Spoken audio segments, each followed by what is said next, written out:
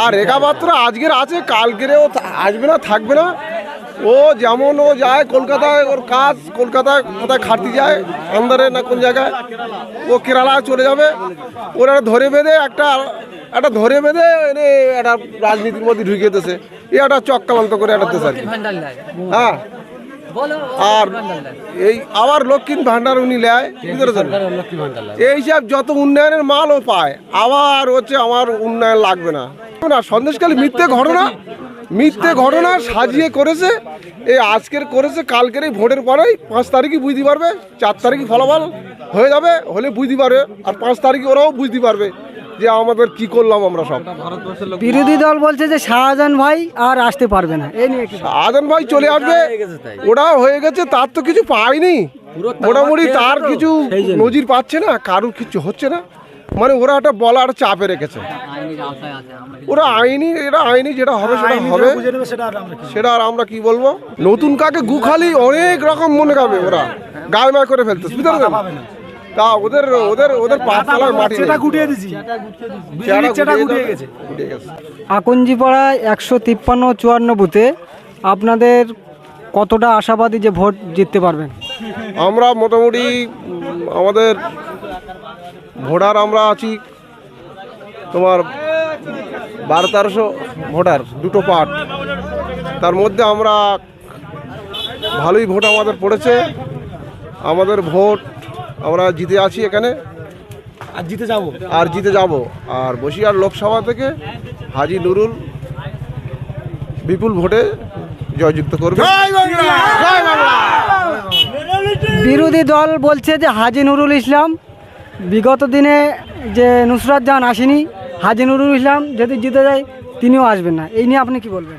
উনি একটা নায়িকা ছিলেন, উনি একটু ব্যস্ততা ছিলেন, আসতো মোটামুটি। ইনি তো আমাদের আয়লার সময় অনেক সময় এসছে, দুর্গমের সময় অনেক সময় এসছে, উনি থাকেন, আমাদের পাশে থাকবেন, আরও আসবেন। এই যে ঝড় হলো, উনি আসলো, আমাদের এখানে কিছু সব দিয়ে গেল, মালপত্র দিয়ে গেল, তিরপুল ফিরপুল যাবিত সব দিয়ে গেল, দেখে গেল এলাকায় নাবাল এলাকায়। হ্যাঁ, আর দেখে গেল। কথা হচ্ছে ও বলবে ওরা বিজেপির কিছু একদল আছে, সব তারা বিজেপির চামচা কিছু আছে। হ্যাঁ, ও চামচা ও থাকবে না, ওই হেরে যাওয়ার পরে সব ঘরে ঢুকে চলে যাবে, ওরা সব বিদেশে চলে যাবে সব। বিরোধী দল বলছে যে সন্দেশখালীতে মমতা ব্যানার্জি কেন আসেনি? মমতা ব্যানার্জি আসেনি কেন? কোনো কারণে আসেনি, ঠিক আছে, এসে যাবে, এই ভোটের পরেই এসে যাবে। প্রথম জনসভা করবে আমাদের সন্দেশখালীতে। হ্যাঁ, উনি আসবেন বলেছেন, আসবে। আর বিভিন্ন রাজ্যে বিভিন্ন কাজ ছিল, একটা তো পশ্চিমবাংলাতে এক জায়গায় যেতে পারবে না একটা মানুষ, বিভিন্ন জায়গা যেতেই হবে তো তার। শুধু তো এই আমাদের সন্দেশখালী পড়ে থাকলে না। সন্দেশখালী মিথ্যে ঘটনা সাজিয়ে করেছে। এই আজকের করেছে, কালকের এই ভোটের পরেই 5 তারিখই বুঝতে পারবে, 4 তারিখই ফলাফল হয়ে যাবে, হলে বুঝতে পারবে। আর 5 তারিখে ওরাও বুঝতে পারবে যে আমাদের কি করলাম আমরা সব। বিরোধী দল বলছে যে শাহজাহান ভাই আর আসতে পারবে না, এই নিয়ে শাহজাহান ভাই চলে আসবে, ওটাও হয়ে গেছে, তার তো কিছু পায়নি মোটামুটি, তার কিছু নজির পাচ্ছে না, কারুর কিছু হচ্ছে না।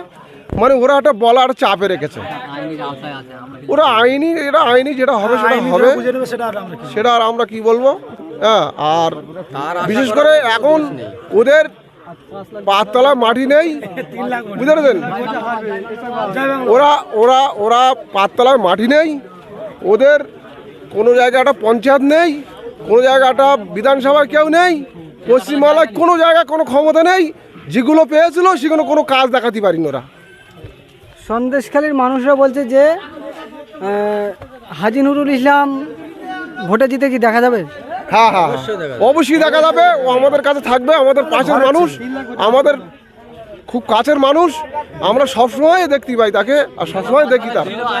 এই আয়লা আমপান সবসময় মিটিং আমরা করেছি, এই ভোটের সময় মিটিং করেছি। তিনি এখানকার হাড়োয়া বিধানসভার বিধায়ক ছিলেন, এবার আমাদের বসিরহাট লোকসভার বিধায়ক।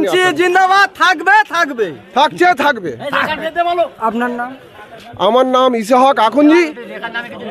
আর ইসহাক আকুঞ্জি আমার নাম।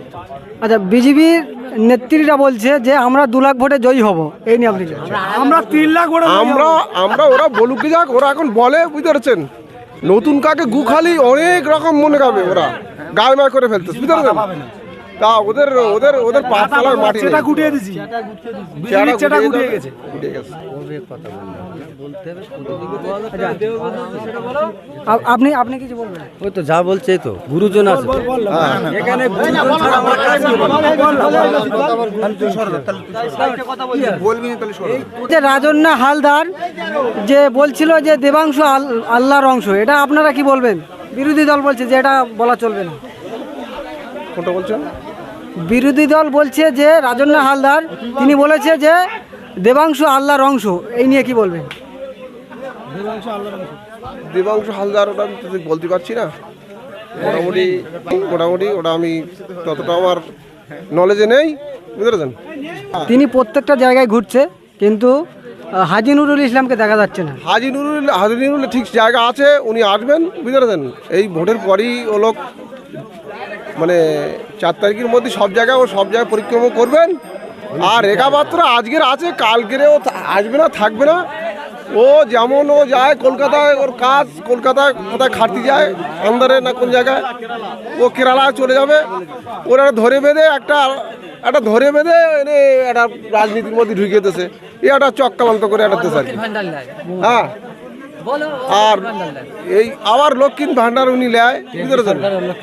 এইসব যত উন্নয়নের মাল ও পায়, আবার হচ্ছে আমার উন্নয়ন লাগবে না, মানে তালিল আর স্বাস্থ্যসাথীর কার্ডও পায়, তার জন্য চিকিৎসাও হয়েছে।